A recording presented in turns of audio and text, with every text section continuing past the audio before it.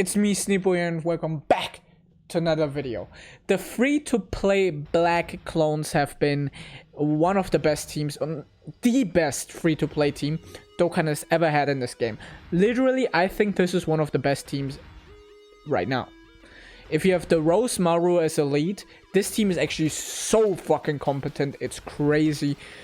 And yeah, I want to rank them as a singular unit, you know. I know these are meant to be run together and they work best in a team, but I want to rank each of them and how good I think they are individually. Now I will rank them in the team so they have all the bonuses up. They're run together, so like their best case scenario, or if they have anything else in their kit. For example, the SDR one has wait, I can pull it up. Has here, when attacking a superclass enemy, he gets attack and defense plus 150%. So yeah, I will be ranking them in their best case scenario.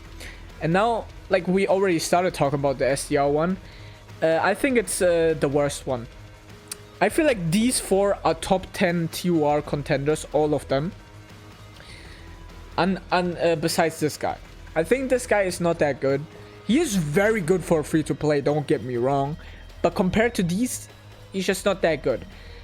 I want to go a little bit into why. I mean, he is damage-wise, he's very good because he has guaranteed crit when you have the full passive up.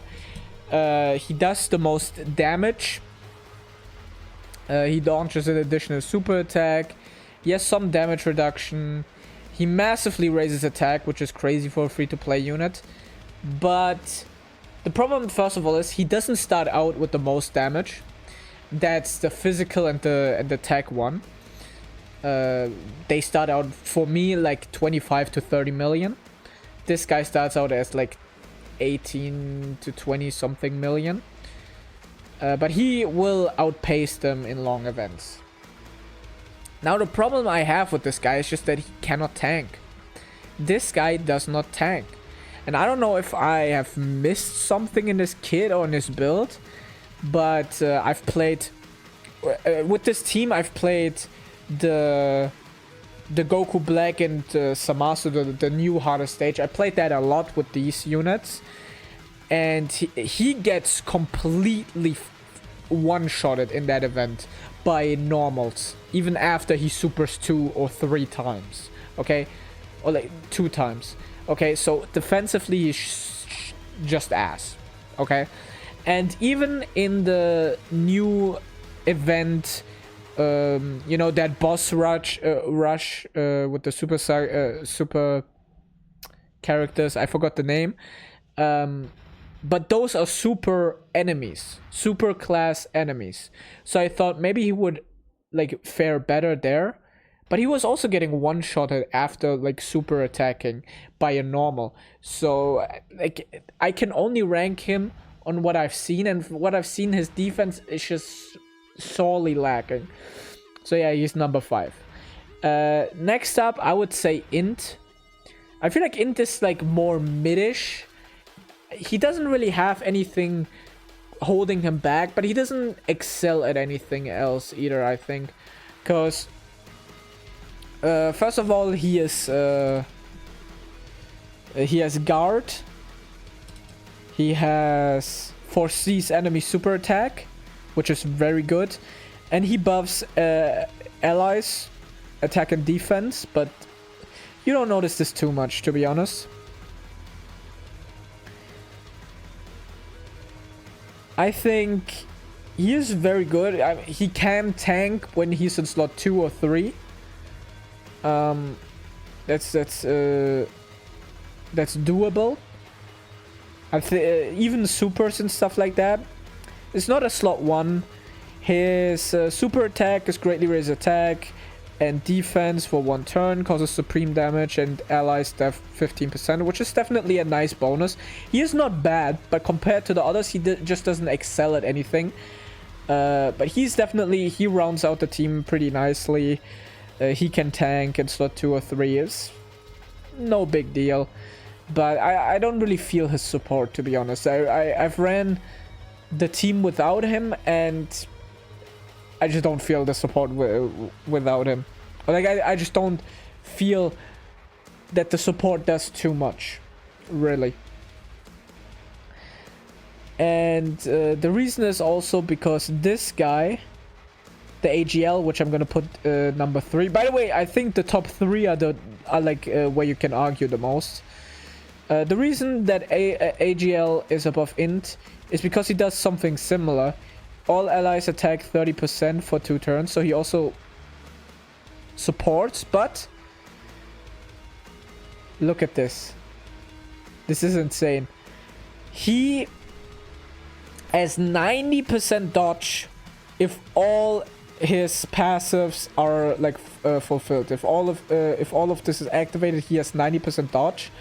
And I'm also gonna rank these with the proper equipment because you can just get it free to play. For this guy, I've built him.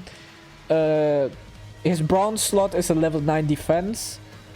Silver is level 4 dodge and defense. Maybe if I get a level 5 or 6 dodge and defense, I will replace that and he will be a little bit better. But that wouldn't rank him too much. That wouldn't rank him any higher, to be honest. And then gold slot, level 6 dodge and defense. Okay, so defense and dodge is what I went for. So he can tank normals and then dodge the supers. The thing is,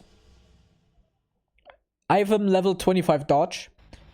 And if you would accumulate that, because the way dodge works in Dokkan is, you have the 90% from his passive, and then the 10% it fails, the hidden potential system comes in.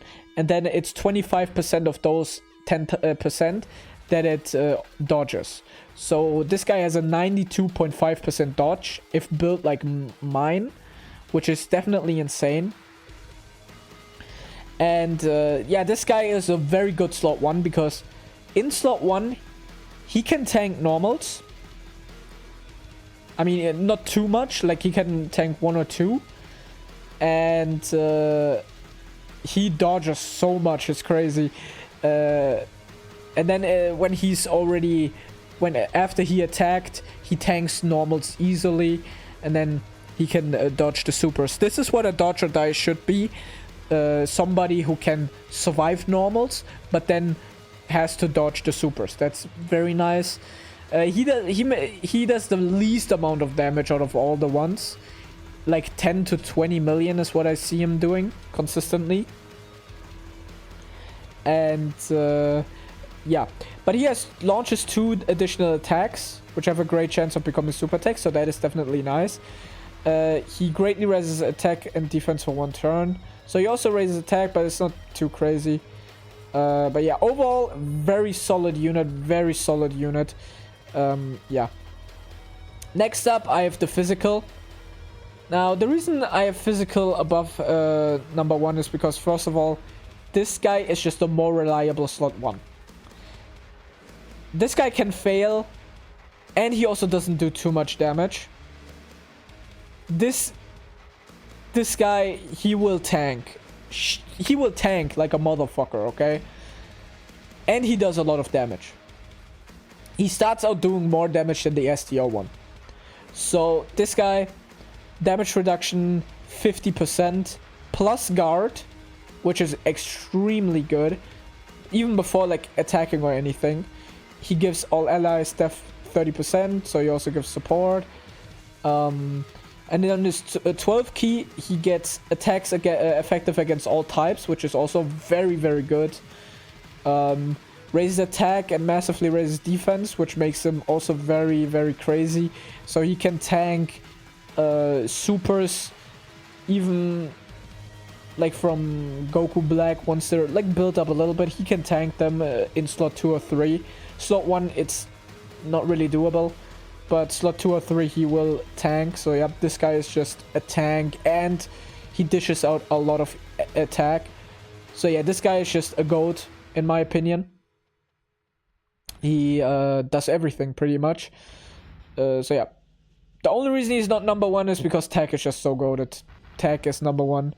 The reason for tech being number 1 is this, bro. he debuffs the enemy like crazy. And that's not all. He interrupts the attacked enemy. So the enemy he attacks, he interrupts that, which is so powerful, crazy. And then on top of that, damage reduction rate 40% when receiving an attack from an enemy who's hit by the character's super attack. What the fuck is this guy doing? When attacking with 12 or more ki, attack and defense 200%. When the target enemy is in the following status, HP is 60% or less. Has this, or this, which is very common. Okay. He also does another additional 200 attack and defense. Now I don't know how it works because he does debuff the enemy. I think it also counts for him because this guy also does a lot of damage, 25 to 30 million, like the physical one. So yeah. Then he also greatly raises attack and defense for 1 turn, causes supreme and sealed super attack. So this guy not only interrupts the attacked enemy, and he also sealed super attack. He is very tanky. He's not a slot 1, but in slot 2 or 3, he works great. He just does everything. And more. Everything that you could want, this guy does it. Okay?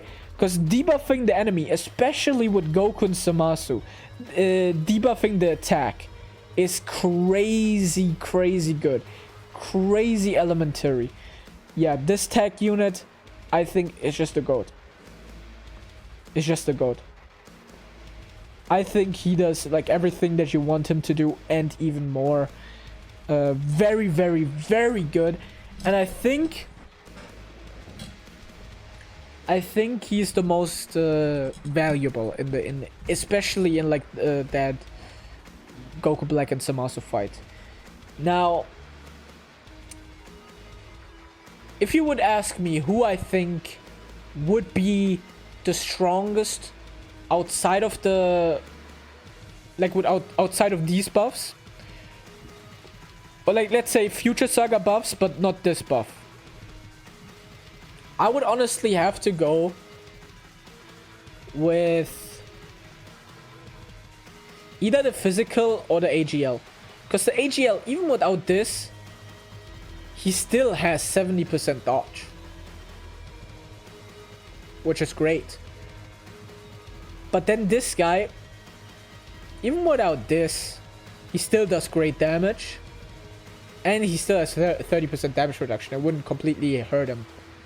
But yeah, that's what I think about the clones. I told you why I think the way I do. What do you guys think? Who of these is the best? Who is the worst? Maybe the STR one, you have some secret knowledge to tell me about how to make him good. But yeah, this is what I think. I've listed this template in the description. I had to make it myself. You can also use it if you want. But first, I want to go into a more, what do you call it?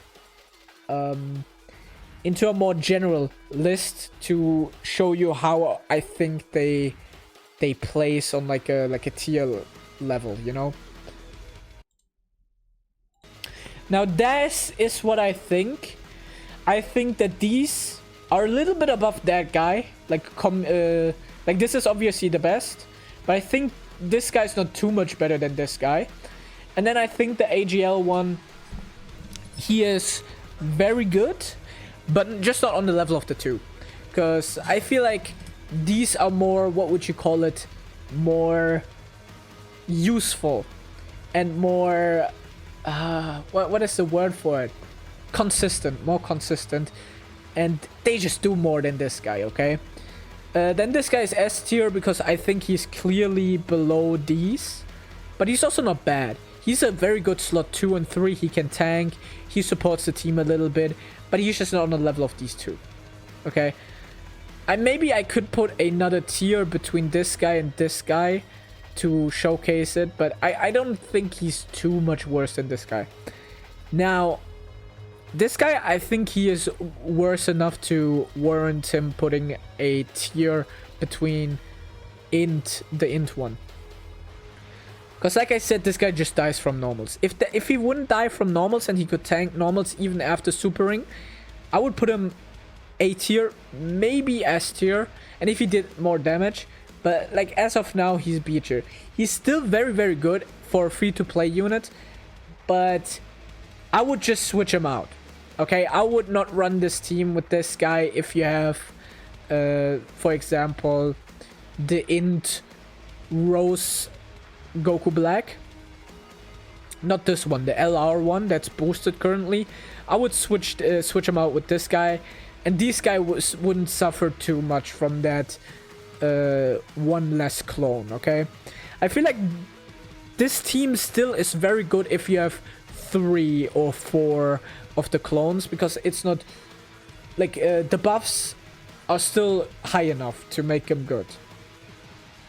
Personally, I think right now the best team for them to be on is these 3: AGL, Super Easy, Goku Black,